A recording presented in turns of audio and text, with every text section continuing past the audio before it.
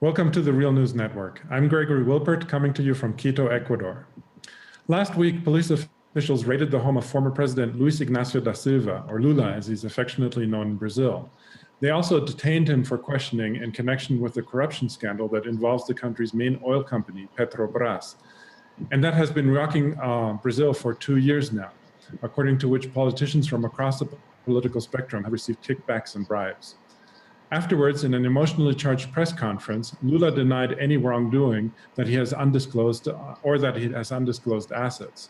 About 2 weeks before the raid of Lula's home, his and President Dilma Rousseff's main campaign advisor was also arrested, which was just another step in implicating both Dilma and Lula in the corruption scandal. With us to explore what is going on in Brazil with regard to the scandal is Joao Feres Jr. Joao Feres Jr. is a political science professor at the Institute of Social and Political Studies of the State University of Rio de Janeiro. He also heads the Laboratory for Media and Public Sphere Studies. He has published extensively on affirmative action and race relations in Brazil and in the US, and on media and politics. Thanks, Joao, for joining us today. Oh, it's a pleasure to be here. There seem to me to be several issues to look at when we're taking apart what is going on in Brazil with regard to the corruption investigation. There's first of all the role of the prosecutors and the police, the role of the media, and the role of the opposition parties.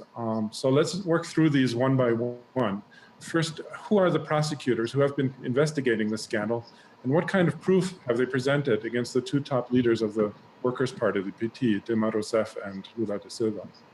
Yeah, I think in order to understand the problem that, what's going on now, we have to understand the way the democratic institutions work and have been working during this whole process. I mean, in Brazil, we have, like most democracies all over the world, representative democracies, we have, the executive, the president, in the case is the presidential system, and the legislative, and judiciary. And in Brazil, on top of that, we have a sort of a fourth power that is like the general prosecutor or a general attorney who is independent. I mean, it's a whole branch of government that is independent. In this case, we have a sort of a weird configuration in which a local judge from the state of Paraná, actually, is, bunching together with the prosecutor from the attorney general, but a local prosecutor, because this office is divided by states since Brazil is a federation, and these guys are like extending the reach of the prosecution to the whole country. And the judge himself also is investigating something that is not allowed by Brazilian law. And not only that, but he's practicing, during the investigation, he's instituting many practices that are very unusual in legal terms. Nonetheless, the appeals courts and the Supreme Court have been silent because of that. And I think that it's, when we get to the media, we'll be able to understand why they have been so. There have been accusations of selectivity in this investigation as well, especially since it seems that most of the proof of corruption actually lies with members of the opposition. I looked at some numbers, and it seems like there are more opposition members accused of the conservative progressive party. Is that true? And what about the role of opposition leaders such as Aécio Neves and Fernando Henrique Cardoso? What's the situation there with regard to the opposition? Is there selectivity involved in this investigation? Yeah, you touched a very important point, because, all this activity coming from this local judge and the local branch of the federal attorney, they're being very politically motivated, and their political motivation is clear for people who are on the left or for the progressive sectors of Brazilian society, because, first of all, the whole prosecution has been working through plea bargains. So, people are named and then they're arrested, detained for provisional detention, which lasts forever. They cannot get habeas corpus, which is very strange. And then they're sort of coerced into plea bargains. And in these plea bargains, they actually, name other people, and that there's a cascade of accusations, and people remain arrested in detention. And so far, I mean, little solid evidence has been produced. Nonetheless, if you take the plea bargains, and not only that, I mean, this investigation was supposed to be under, I mean, secrecy, because it involves politicians, involves public officials, and stuff like that. Nevertheless, information is leaked to the media all the time, illegally leaked to the media. And if you take, for example, just one example that is very, very, very telling in terms of the political motivation of the whole prosecution process, the right-wing candidate in the last presidential elections, I mean, Aécio Neves, who belongs to the Fernando Henrique Cardoso's party, which is now, it was a center-left, a center-right political party, now has been shifting to the right.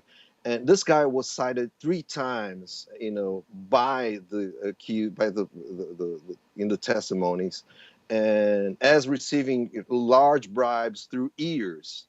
And he hasn't been arrested or even cited. I mean, on the other hand, Lula actually is being accused of having an apartment, a small apartment, and a small property that actually there's no title of property proving that he has these properties. And he's being coerced into testimony because of that. And not only coerced into testimony, but the information that he would be, detained for testimony was leaked to the media beforehand. So these people could be there at his house, with their cameras and microphones when the federal police arrived. So they could broadcast that to the whole country. Yeah, that brings us to the role of the media. What has been the role exactly, and what are they hoping to achieve? And actually, going a little bit deeper, what are the media groups in Brazil, and what interests are they pursuing? Well, Brazil has a very perverse media system, in the sense that a handful of family-owned big companies own most of the media, which is basically privatized. Brazilian public media doesn't have much reach, and these guys have been like in control since the mid 20th century. And their, studies after studies have shown that their political role have been always conservative, to the point of supporting several coups against democracy. They tried a political coup against democracy before 64, 2 times or 3 times. And then in 64, when the military took over, they supported the military takeover, and they supported the military regime after that, those big media companies, including Globo, Folha de São Paulo, Estado de São Paulo, which are big newspapers. And since democratization, I mean, which started in the 1980s, they started to oppose systematically the leftist parties running for office, particularly the Workers' Party, which is the strongest one. So they have been battering Lula and the PT from the start. And that's just the final chapter of that. Has the government tried to do anything against that? I mean, in Argentina and Venezuela and also in Ecuador, they've passed new media laws, which of course have come under heavy criticism from the right for limiting freedom of expression, etc. But they essentially, to some extent, were an effort to democratize the media and to broaden the media. What's the case in Brazil? Was there any effort to do that, to kind of change the media system in order to counteract this effect that they've been having?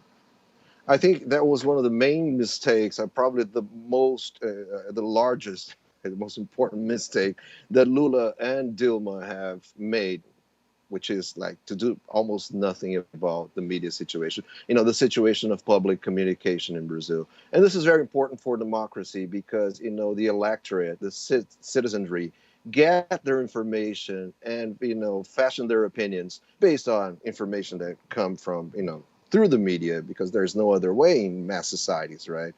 And they haven't done anything similar to what happened in Ecuador or in Argentina or in Venezuela or any other. And the problem is, if you see the way the media is regulated in Brazil, I mean, there's almost no regulation. It's much more deregulated than in the United States, for example, than in Britain, than in France.